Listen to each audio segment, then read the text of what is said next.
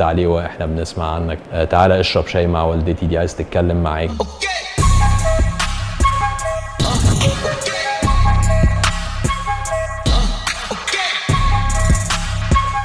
خطة ايكو ايجيبت في الكوب 27 كانت خطة طموحة جدا. الهدف بتاعنا كان ان احنا نظهر المحميات الطبيعية في احسن صورها، ونظهر دور المحميات كأداة البلد بتستخدمها لمحاربة تغير المناخ. يمكن في حاجة كده في الكوب اسمها كوب ليجاسي، اللي هو لما الكوب بيجي مكان الفوت برنت بتاع الكوب لازم يسيب مكانه مكان مستدام بنسبة 100%.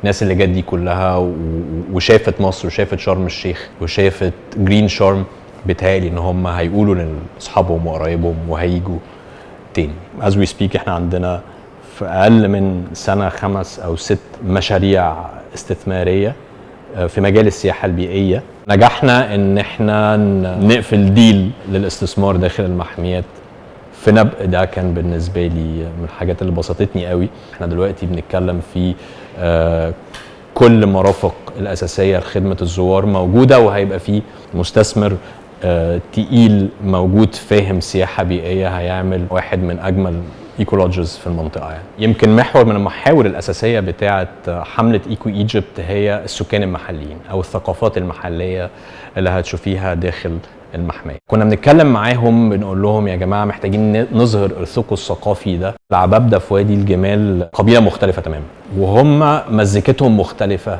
عندهم يمكن مزيكا برقصة معينة اسمها التربلة. فقلت لهم طب ما تيجوا نعمل باند، وظبطت مع تشين من التشينز بتاعه الاوتيلات ان هم كده كل اسبوع بيعملوا حاجه اسمها اورينتال نايت. طب ما تيجي نعمل اورينتال نايت بجد. انت مش متخيله السياح عملوا ايه، مش متخيل حاله الانبساط اللي هم كانوا فيها، حاسس انهم بيشوفوا حاجه بجد، وقاموا رقصوا معاهم ومسكوا الدرع ومسكوا السيف وحاولوا يقلدوا نفس هي ليها طريقه معينه كده. اللونج تيرم اوبجكتيف او جول هو ان احنا نبقى the leading country in ecotourism in Africa and Middle East. الساحل والجونه خطار، بس في حاجات احلى بكتير قوي. خد صحابك، روحوا الواحات، خد اولادك وروحوا كاترين. ربي اولادك ان هم ينبسطوا بالطبيعه ويحبوها ويحافظوا عليها.